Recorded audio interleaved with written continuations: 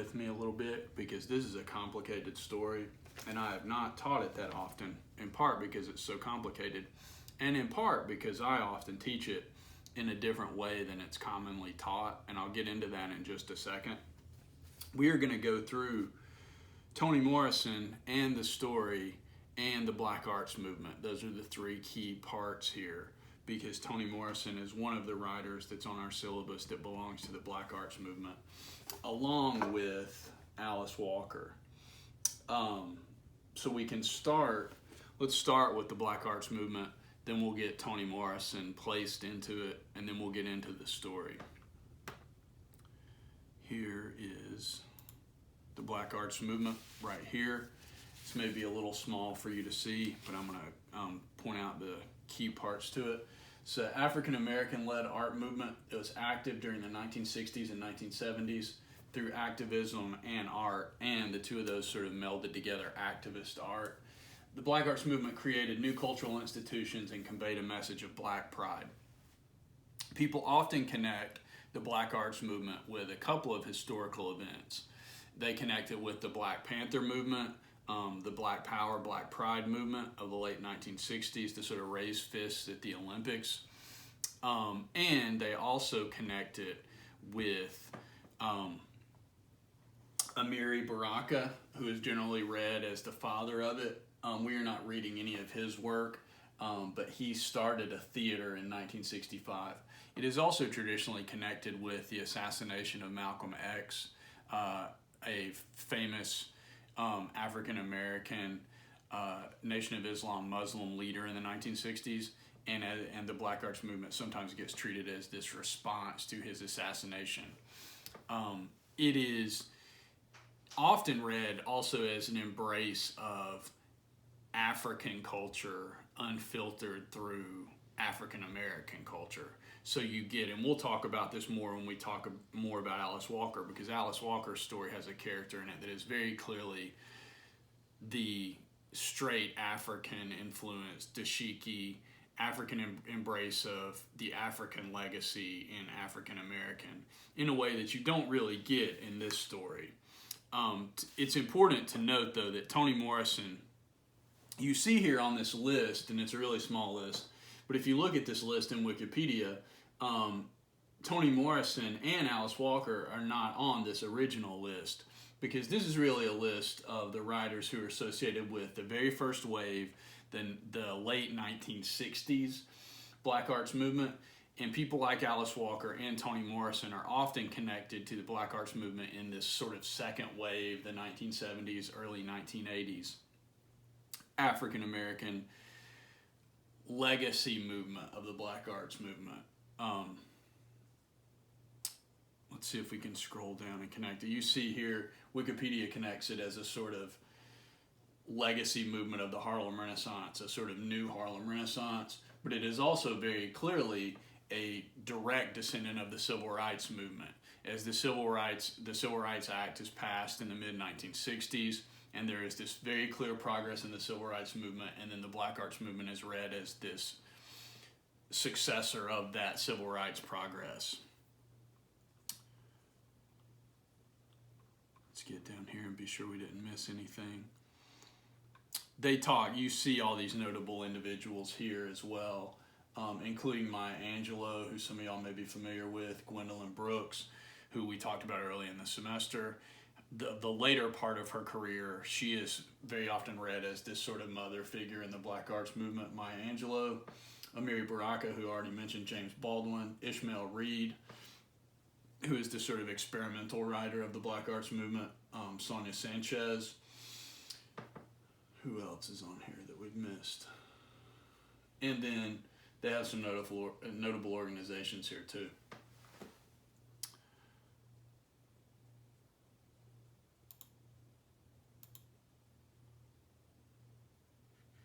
So there's the Black Arts Movement. You get the Black Arts Movement in this story in the later sections, the third and fourth sections, especially the Jimi Hendrix stuff, the busing riots that you get where they shake Twyla's car. those all belong in that Black Arts Movement time period of the late 60s and early 70s. And we'll get into that when we get into the specific sections of the story. Here is Toni Morrison. You see her right there. She just passed away in 2019, so not long ago. And during her lifetime, especially in the past 20 to 30 years, she and another writer, Cormac McCarthy, were generally treated as the greatest living American writers until she passed away in 2019. They were sort of the mother and father figure of American literature. And her book, Beloved, has largely been recognized as the greatest book anybody's written in American literature since 1980. It is the masterpiece of American literature of the past 40 or 50 years. You see here she won the Nobel Prize for Literature. She won the Pulitzer Prize. They point out her most famous books are The Bluest Eye, which is her first book, Song of Solomon, Beloved, and A Mercy. Let's see if we can find her on Wikipedia just to get a chronology of her books. Because a lot like we talked about people like William Faulkner, she very clearly has what people recognize as a genius period that is connected, that begins sometime in the 1970s, sometime right around between her second book and her third book, Song of Solomon. Song of Solomon and Beloved are considered her masterpiece books. Sometime in the mid-70s, maybe Sula in the 1973, and that carries through to sometime in the mid-90s. So it's 15, 20 years, mid-70s to mid-90s. It is when she writes Song of Solomon, Beloved, Jazz, Paradise sometimes gets lumped in there. And then by the time you get to the 2000s, you can see that she's still writing, still active, still writing great books. But that genius period of her career is generally considered that mid-70s to mid-90s, 20-year stretch or so. When she writes the two books that she is most famous for.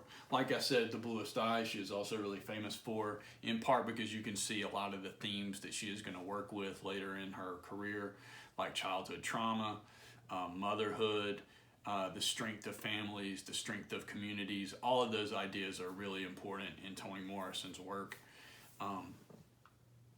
See if we can get back to the biography page of her here. Here she is. You see her right there.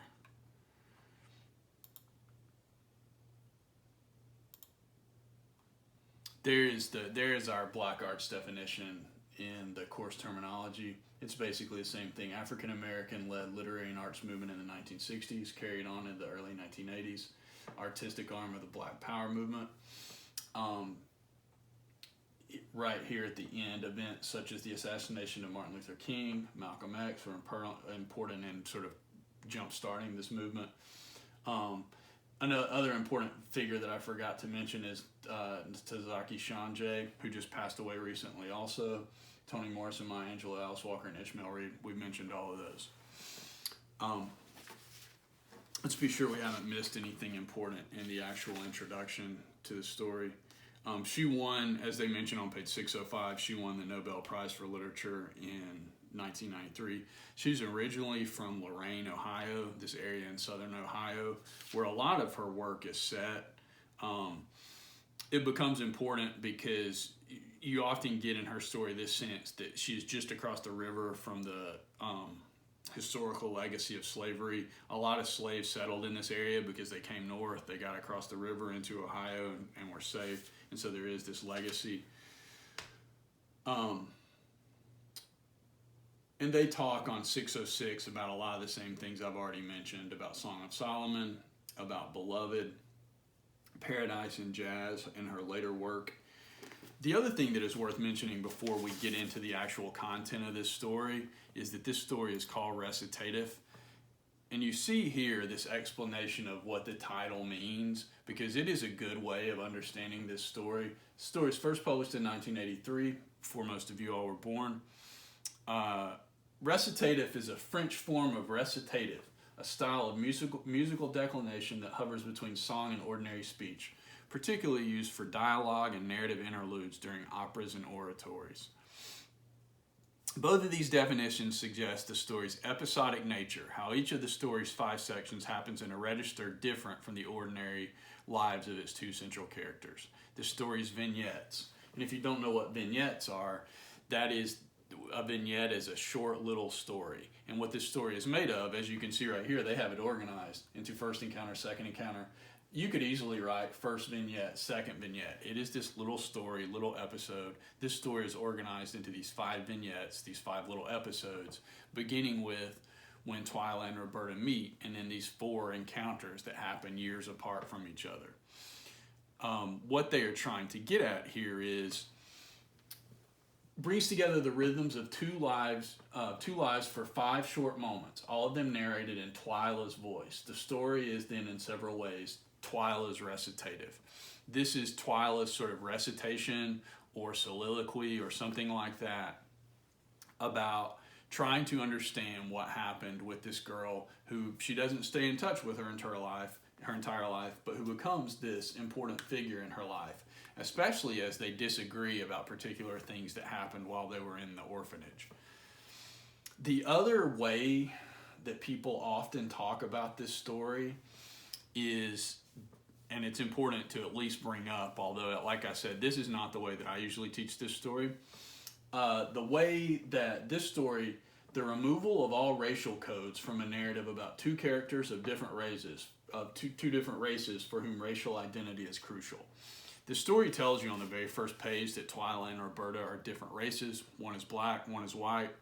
But the story refuses very intentionally to ever tell you which child and later adult is white and which one is black. It also teases you, and the most common way that people love to read this story is through those teases, these sort of racial stereotypes or racial markers about who is white and who is black. Like I said, that is not the way that I usually teach that story, but it is very easy to read this story. And in fact, in the past when I've taught this story, I've had students who couldn't get past this and who had to pull it apart this way. These sort of racial markers about who is white and who is black. We'll get into a couple of those as we go through the encounters or episodes or vignettes or whatever you want to call them, because there's no way to ignore some of them, like Jimi Hendrix, like the white flight and gentrification stuff, the busing riots and those kinds of things. But that's only one way to read this story. The way that I often teach this story is through the structure of the encounters, and also through the way that the story never really tells you what time it is when you're taking place, but this story also is very clearly playing with some specific cultural moments, and that's what I want to call your attention to and point out. The other thing that is important about the story is the character of Maggie.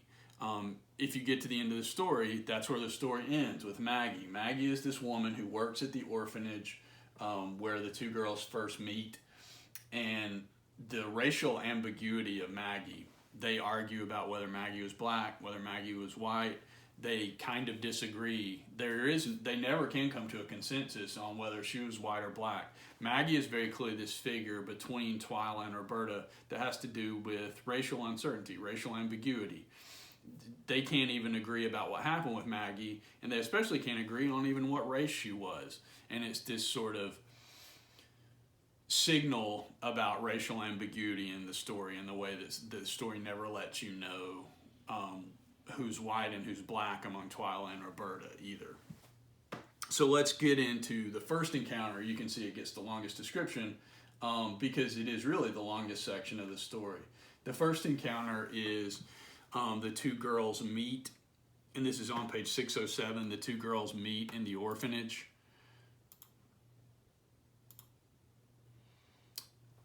They are distinctive in the orphanage, though, because they are only in there temporarily. And you see as the story goes on that Roberta leaves first, but Roberta later tells you and tells Twyla that she comes back. And Twyla is in there longer the first time, but she never comes back. They are both in there only for temporary reasons, and their parents eventually are able to get custody back of them, in a way that a lot of the kids in the orphanage are there permanently, waiting to be adopted. The gargoyles that they talk about later in the story, the older girls that pick on them and wear makeup, and that make fun of Maggie, they are there permanently waiting to be adopted. That is why Twyla and Roberta have a room all to themselves. You see, they take, there were 4 to a room. When Roberta and me came, there was a shortage of state kids, so we were the only ones assigned to 406, so could go from bed to bed if we wanted to, and we wanted to. Twyla and Roberta are paired off in a room by themselves. They immediately become pretty close. But there is some of that racial ambiguity and racial conflict right in the first pages of this. If Roberta had laughed, I would have killed her, but she didn't. She just walked over to the window and stood with her back to us.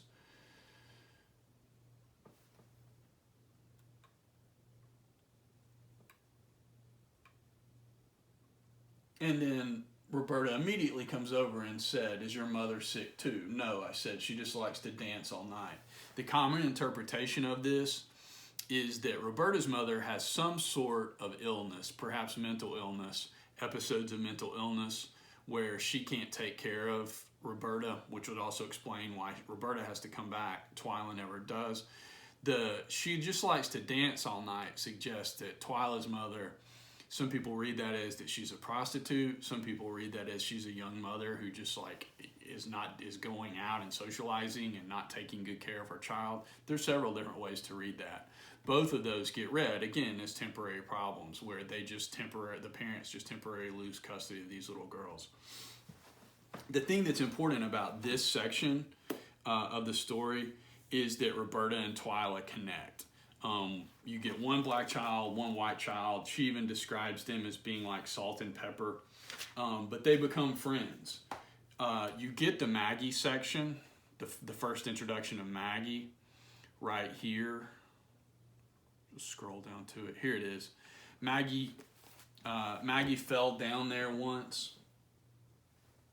The kitchen woman with legs like parentheses, Maggie is bow-legged, and the big girls laughed at her. We should have helped her up, I know, but we were scared of those girls with lipstick and eyebrow pencil. Maggie couldn't talk. The kids said she had her tongue cut out, but I think she was just born that way, mute. She was old and sandy-colored, again, the racial ambiguity, and she worked in the kitchen. I don't know if she was nice or not. I just remember her legs like parentheses and how she rocked when she walked. She worked from early in the morning till 2 o'clock, and if she was late, if she had too much cleaning and didn't get out till 2:15 or so, she'd cut through the orchard so she wouldn't miss the bus and have to wait another hour. She wore this really stupid little hat, a kid's hat with ear flaps, and she wasn't much taller than we were. A really awful little hat. And so you get the two girls, you get the older girls who are sort of antagonists to Twyla and Roberta, but you also get Maggie. And later in that same section, right here, they yell at Maggie. "Let's call her," and this is at the bottom of 608 if you're looking in your book. "Let's call her," I said, and we did. "Dummy, dummy, she never turned her head. Bow legs, nothing. She just rocked on." I think we were wrong. I think she could hear and didn't let on, and it shames me even now to think that there was somebody in there after all who heard us call her those names. This becomes important later on because even right here, Twyla is admitting that they yelled at Maggie, that they were ugly to her. But what exactly happened to Maggie, she and Roberta disagree about later on.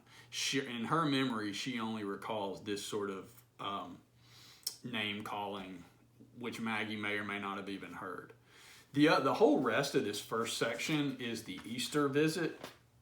And there's one way to read this story where it's sort of organized. The first scene is Easter. The last scene happens at Christmas. So you get this spring and then winter. The Easter visit, though, you find out that Roberta's mother's very religious. She sort of shuns Maggie's mother, who comes dressed a little bit intensely for a Easter church service, wearing these tight pants. And she doesn't bring lunch. It's some of the suggestion of why she lost custody of Twyla. That is all on page 609, and then on page 610, where Roberta's mother sort of shuns Twyla's mother is right there at the top of 610. Then Roberta said, "Mother, I want you to meet my roommate Twyla," and that's Twyla's mother. Mary, simple-minded as ever, grinned, and I tried to yank her hand out of the pocket with the raggedy lining to shake hands, I guess. Roberta's mother looked down at me and then looked down at Mary, too. She didn't say anything, just grabbed Roberta with her Bible-free hand and stepped out of line. Mary was still grinning because she's not too swift when it comes to what's really going on. Then this light bulb goes off in her head. And so Mary, Twyla's mother, finally realizes that she's being shunned. Roberta's mother brings a good lunch for them to have for Easter dinner, while Twyla's mother, they only have to share the candy that she got in her Easter basket. And that's all on 6:10. And then at the bottom of 6:10, you get Roberta left in May, when the apple trees. Let's scroll down. We go.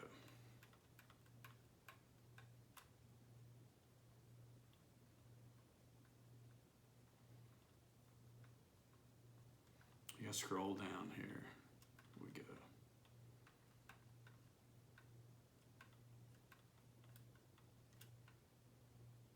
Well, it's at the bottom of 6:10. Roberta left in May when the apple trees were heavy and white. On her last day, we went to the orchard. So Roberta gets out of the orphanage. As she tells you later in the story, she comes back. But that is really the end of the first section, that paragraph that starts off Roberta left in May. Roberta was going home. The big cross and the big Bible was coming to get her. Roberta promised to write every day, which was really sweet of her because she couldn't read a lick, so how could she write anybody? Some people read that as one of the racial stereotypes in the story, that you read Roberta as white because she is like not good at reading or you read Roberta as African American as part of this stereotype that she's not good at reading or writing. That's an arguable one. It depends on how strictly you want to read that as a racial stereotype of the 1950s. And it's very clear that the first section of this is set sometime in the 1950s because of the way you have to age them to get to the second section. And the second section starts on page 611. You get this jump forward in time. I was working behind the counter at the Howard Johnson's on the Thruway just before the Kingston exit. And what has happened is that Twyla has moved out of New York City and moved upstate, up the river, about an hour, maybe an hour and a half north of New York City.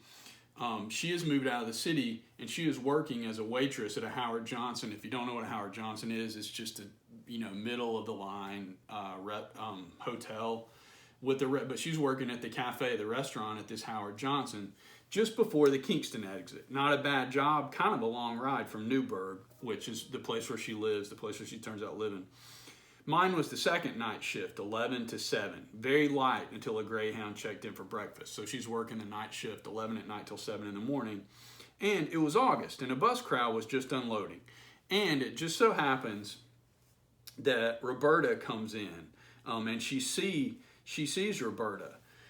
She was sitting in a booth smoking a cigarette with two guys, smothered in head and facial hair. Her own hair was so big and wild I could hardly see her face, but the eyes, I would know them anywhere. She had on a powder blue halter, shorts outfit, and earrings the size of bracelets. This is another one of those moments in those stories. This is very clearly the mid to late 1960s, and the suggestion here, the common reading of this in racial stereotypes, is that Roberta is African American because she has grown an afro, which first became popular at that time period. She has these big round earrings that were popular for African American women at that time period. This is one of the moments where you can read the racial stereotypes as Roberta being black. She made the big girls look like nuns, the big girls that they remember from the orphanage. Roberta Fisk, she looked up, yeah, Twyla. She squinted for a second and then said, wow. Remember me? Sure, hey, wow. And she tells Roberta that she lives in Newburgh now. And basically what happens in this short interaction that goes from 611 to the top of 612 is Roberta basically brushes Twyla off and is like, God, you're totally out of it. What a loser you are. You moved out of the city. You get this. Instead, she lit a cigarette off the one she just finished. Says, we're on our way to the coast. He's got an appointment with Hendrix. And there's this very clear reference to Jimi Hendrix. If you don't know Jimi Hendrix, Jimi Hendrix was a super, super famous African-American rock and roll musician. He died in September of 1970. So again, this story has to be sometime in about a 5-year window from like 1966 to 1970. This interaction has to take place sometime in the late 1960s. This would also seem to suggest, this is another one of those moments that would seem to suggest that Roberta is African American because she is going with these two guys to meet this African American musician. That is not strictly true or valid in any way, because Jimi Hendrix was clearly so famous that he defied all kinds of racial stereotypes or racial boundaries. So there's no definitive answer to this, that this makes Roberta black or makes Twyla white or anything like that. It feels like you want to say the combination of Roberta's hair and Roberta's earrings and Roberta going to see Jimi Hendrix. Well, that verifies that she's African American. None of that's really true or hard evidence, honestly. The way that Twyla responds to being brushed off, I was dismissed without anyone saying goodbye at the top of 612. So I thought I would do it for her. "How's your mother?" I asked. Her grin cracked her whole face. She swallowed. "Fine," she said. "How's yours?" "Pretty as a picture," I said, and turned away. And so Twyla finally reacts to this rude treatment, the way she's being brushed off, by bringing it back to the way that they first knew each other and sort of insulting Roberta's mother and reminding her that, oh, she's not perfect either. The story then jumps forward to James is as comfortable as a house slipper. By the time you get into this part of the story, Twyla has settled down, has gotten married, she has a family.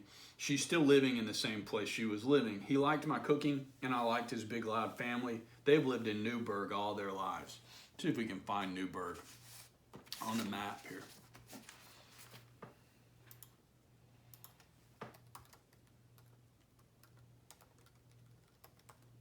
So you can see where they're talking about, especially in relation. You can see it's on the Hudson River right there. Just straight up the Hudson River from New York City, which is down here. So basically, part of what you're getting, and this becomes important later in the story, is she has moved it's to one of these, what a lot of people would call the commuter suburbs, where you could still take the train or commute into New York City if you worked in New York City. But she has moved outside of the city into something like the suburbs.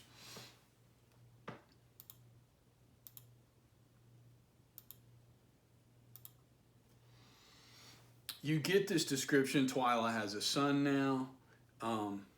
If you keep scrolling down here. And then you get this description right here. But the town they remembered had changed. Something quick was in the air. Magnificent old houses, so ruined that they had become shelter for squatters and rent risks. So what has happened is you have all these old houses in town that have been abandoned, they're sort of falling apart, were bought and renovated. Smart IBM people moved out of their suburbs back into the city and put shutters up and herb gardens. If you don't know IBM, it's a big tech company in the 1970s and 1980s, equivalent now to something like Apple or Microsoft for us. A brochure came in the mail announcing the opening of a food emporium. Food emporium back then was like a fancy upscale food store, something like Whole Foods for us now. Gourmet food, it said, and listed the items the rich IBM crowd would want. It's located in a new mall at the edge of town. This is also in the 1970s when malls first began appearing on the American landscape. So going to the mall, going to this upscale food place would have been signs that you were like upper middle class or even upper class. So Twyla decides to go to this new upscale store. Gourmet food, it said. It was late in June. Only when I found some Klondike ice cream bars did I feel less guilty about spending James's fireman's salary so foolishly. Part of what you're getting with James's fireman's salary is that Twyla and her husband and her family are solidly middle class, which is a contrast. She runs into Roberta again, and Roberta has married this person so that she is very clearly upper class. They have a driver. She has a driver for her car. They have a fancy car. She has married this wealthy computer executive who works for IBM. What is happening in this section, which goes from page 612 to page 615 is this suggestion that what is happening here is very clearly 1970s gentrification and the second wave of what we would call white flight. If you want to put this in a local context for us, this is when a lot of people moved out of Atlanta and moved to places like Cobb County. The common name for what's happening here is gentrification. That description of them buying all these big old houses and fixing them up, that is very clearly gentrification, where wealthy people move into these neighborhoods because the real estate is cheap and then fix up these houses. Gentrification is most commonly associated with white people. And so the suggestion in this story is that right here, you can easily read this as Roberta is white. And these people who have moved here, like Twyla, and who are living these sort of safe middle-class lives, then they are invaded by this white flight gentrification. And so this story suggests here that Roberta is white, based on racial stereotypes, especially of this time period of the 1970s, which is when the story is clearly moved to at this point. You see on page 613 that Roberta talks about her husband, her marriage, her stepchildren. There is that section at the bottom of 613 where it becomes clear that Twyla is middle class, Roberta is upper class. She's in a limousine with a driver. On page 614, right in the middle, Twyla tries to bring up the scene at the Howard Johnson and the Jimi Hendrix thing, and Roberta brushes her off and is like, I'm sorry, I was just totally out of it. I was a big hippie then. I was a small town country dropout. God, were we wild. I still don't know how I got out of there alive. And then at the bottom of page 614, you get the first disagreement about what happened to Maggie. I don't remember a hell of a lot from those days, but Lord, St. Bonnie's is as clear as daylight. Remember Maggie, the day she fell down and those gargoyles laughed at her? Roberta looked up from her salad and stared at me. Maggie didn't fall, she said. Yes, she did, you remember. No, Twyla, they knocked her down. Those girls pushed her down and tore her clothes in the orchard. That's not what happened. Sure it is, in the orchard. Remember how scared we were? Wait a minute, I don't remember any of that. And they're having a dispute over what they remember. And Bozo was fired. You're crazy. She was there when I left, and you left before me. And then Roberta tells you the secret, her secret. I went back. You weren't there when they fired Bozo. What? Twice. Once for a year when I was about 10, another for 2 months when I was 14. That's when I ran away. You ran away from St. Bonnie's? I had to. What do you want, me dancing in that orchard? Are you sure about Maggie? Of course I'm sure. This is at the top of 615. You've blocked it, Twyla. It happened. Those girls had behavior problems, you know. Didn't they, though? But why can't I remember the Maggie thing? Believe me, it happened, and we were there. Who did you room with when you went back? The Maggie thing, I asked her as if I would know her. The Maggie thing was still troubling me. Creeps, they tickled themselves in the night.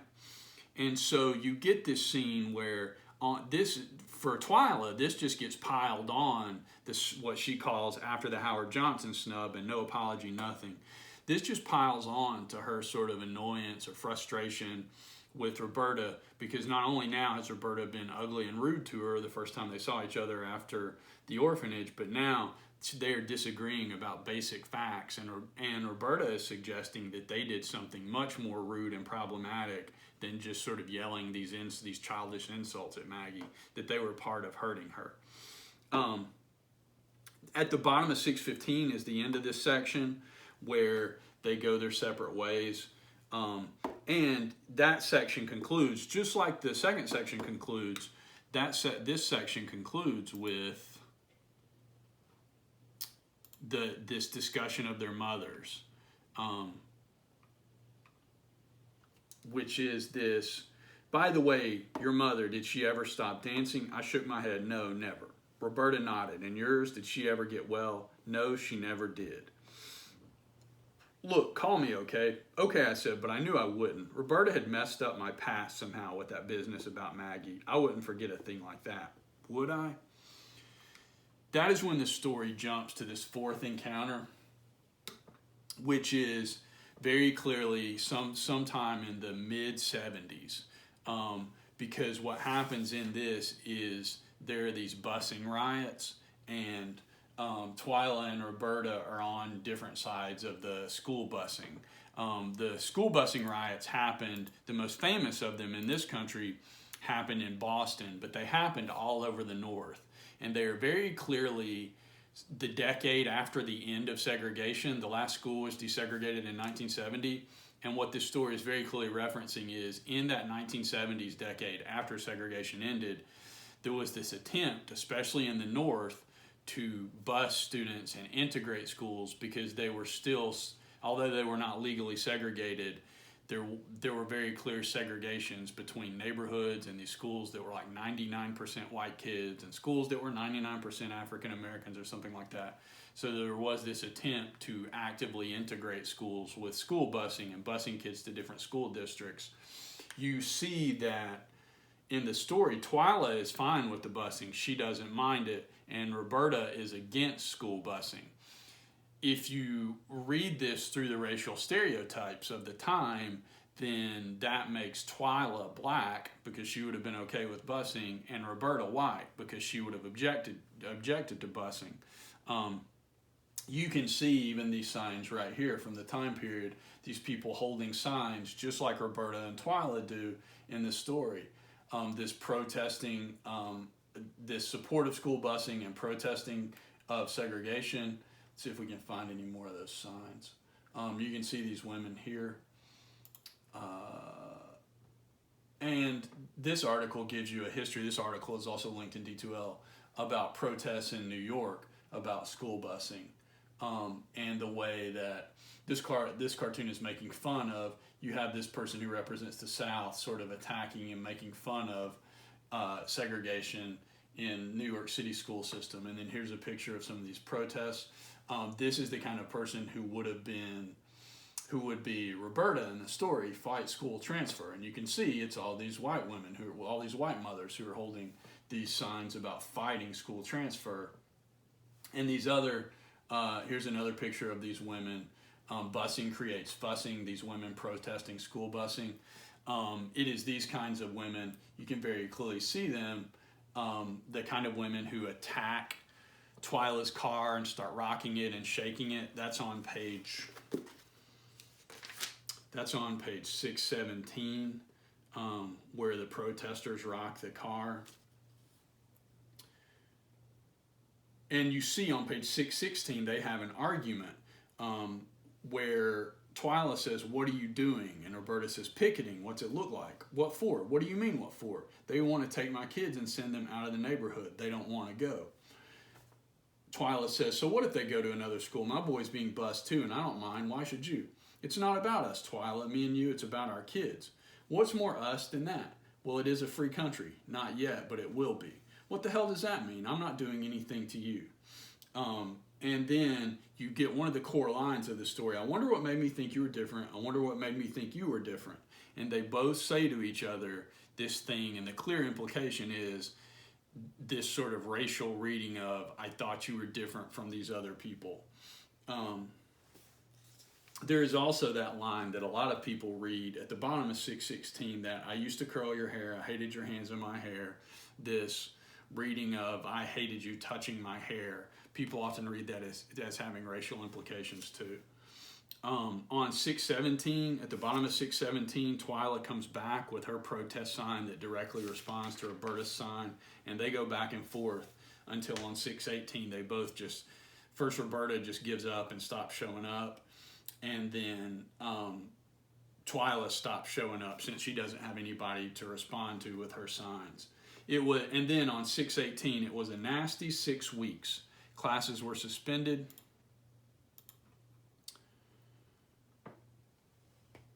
And Joseph didn't go to anybody's school until October. That is historically true. These busing riots lasted for about 6 weeks, roughly from late July or August into the fall. And then they sort of died down and everybody settled into the new normal. When school finally opened, there were fights once or twice, and some sirens roared through the streets every once in a while. But then things just basically settled down. I couldn't help looking for Roberta when Joseph graduated from high school, but I didn't see her. It didn't trouble me much what she had said to me in the car. I mean, the kicking part. I knew I didn't do that. I couldn't do that. But I was puzzled by her telling me Maggie was black. When I thought about it, I actually couldn't be certain. She wasn't pitch black, I knew, or I would have remembered that. What I remembered was the kitty hat and the semicircle legs. I tried to reassure myself about the race thing for a long time until it dawned on me that the truth was already there, and Roberta knew it. I didn't kick her. I didn't join in with the gargoyles and kick that lady. I sure didn't want to. We watched and never tried to help her and never called for help. Maggie was my dancing mother, deaf, I thought, and dumb. Nobody inside, nobody who could hear you if you cried in the night, nobody who could tell you anything important that you could use. And so you get this. What has happened is that Roberta has sort of upset her understanding of what happened. Even though they were just kids, this sense of how they shouldn't have treated Maggie that way, and the ambiguity about whether Maggie was black or whether Maggie was white or biracial or what, this sort of uncertainty bothers her. And then you get what they call here the fifth encounter. Twyla and Roberta meet again, this time in a coffee shop on Christmas Eve, years later, likely sometime in the 1980s. So the story has shifted from sometime in the 1950s when they're in the orphanage to sometime probably in the early to mid-80s when they are both adults. Roberta wants to discuss what she last said about Maggie. The conversation is sympathetic but ends on an unresolved note. What you get right there is very clearly Roberta apologizes and says, look, it's not true. And the suggestion is that she has confused some of the times that she was at St. Bonnie's. That section begins at the bottom of 618 in the book and then goes into 619 and then the top of 620. Right there in the middle of 619, Roberta says, I have to tell you something, Twyla. I made up my mind if I ever saw you again, I'd tell you. I'd just as soon not hear anything, Roberta. It doesn't matter now. It's about St. Bonnie's and Maggie. Listen to me, I really did think she was black. I didn't make that up. I really thought so. But now I can't be sure. I just remember her as old, so old. And because she couldn't talk, I thought she was crazy. And you were right. We didn't kick her. It was the gargoyles. Only them, but I really wanted them to hurt her. I said we did it too, you and me, but that's not true. And so Twyla finally gets some recognition, some acknowledgement that that's not true, that they might have called her names and been ugly to her, but they never physically attacked her. They weren't as bad as the older girls. I don't want you to carry that around. It was just that I wanted to do it so bad that day. Wanting to is doing it. And then Twyla rightly says, we were kids, Roberta. Yeah, I know, just kids. Eight and lonely. Scared, too. She wiped her cheeks with the heel of her hand and smiled. That's all I wanted to say. I nodded and couldn't think of any way to fill the silence that went from the diner past the paper bells. It was heavy now. Thought I'd better wait for the sand trucks before starting home. Again, it's Christmas time. It's snowing in upstate New York. Thanks, Roberta. Sure. Did I tell you my mother never did stop dancing? Yes, you told me, and mine she never got well. And the story ends with this, oh shit, Twyla, shit. What the hell happened to Maggie? You get this. That's the last line of the story. And the story ends on this very clear uncertainty and ambiguity about race and racial meaning and racial identity and those kinds of things. It's really a culmination of the story has been playing with these sort of racial markers. You can very clearly read it through the suggestion in the Howard Johnson thing. All signs point to Roberta being African American. Her hair, her earrings, her going to see Jimi Hendrix. Later in the story, all signs point to her being stereotypically white, the gentrifying the neighborhood, the marrying this man who works for IBM and moving out of the city and gentrifying and all these things, and going to this upscale food store. All this story the whole time is playing with these racial stereotypes. And again, Roberta opposing busing, which stereotypically would have identified you as white in the 1970s. And so you get these markers that very clearly suggest both things. And there are many other smaller ones in the story. And the story ends on that same kind of racial ambiguity. What the hell happened to Maggie? They can't even agree on whether Maggie was black or white. It gives you this signal of how racial identity is in many ways this sort of socially constructed identity and set of assumptions about other people who are not you. their hair and how they smell and all those kinds of things that the story brings up. That is why, like I said, to circle back to where I started from, this story is kind of hard to teach, and especially hard to teach when I don't have you all in front of me to ask questions about specific moments in the story that stood out to you. So what I've tried to do is just bring up the most commonly identified moments in the story and the moments in the story that point to very specific historical incidents, like the busing riots, like Jimi Hendrix, all those kinds of specific time tells that tell you it's the 1950s, it's the 1960s, it's the 1970s, and the story ends when it's sometime early mid 1980s. This story was published in 1983. Right during, to go back to what we talked about with Toni Morrison, right during that Toni Morrison genius period, between like Song of Solomon and Beloved, when she was doing what most people now consider her strongest, most important work. That's really all that I have to cover about this story and about Toni Morrison. Like I said, she just died in 2019, so she has not been gone that long. And she was, for 20 years, generally understood to be one of the 2 or 3 greatest living American writers.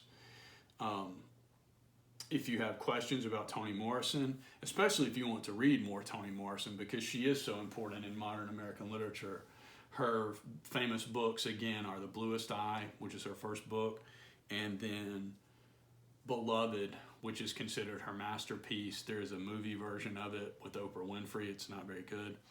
And Song of Solomon is considered her most difficult, complex book, but also, along with Beloved, her big masterpiece works. If you have questions about any of that, if you have questions about the response asks you, the word recitative in its traditional form means a kind of speech or soliloquy, an oral monologue. If recitative is Twyla's monologue, is there a purpose or theme to her tale? Is it about racial ambiguity? Is it about correcting somebody's memory? Is it about having your own memory of things messed up? Or is she simply trying to make sense of how and why Roberta keeps resurfacing in her life, this person who she meets and then shows up 4 more times? Or is there something more to the intertwined nature of the 2 women's lives than Twyla can see or explain for herself? Is there more to it than she can ever actually tell you in the story? Think about the ways that Roberta keeps showing up in Twyla's life, and what those mean to her and do to her life, and how they complicate her understanding of the world, and how they sort of complicate each other's understanding of the world. If you have questions about the response, about the story, about Toni Morrison, be in touch via email, or we can talk about them in Zoom or Skype or something like that. Otherwise, I will see y'all next time. Thanks for your time.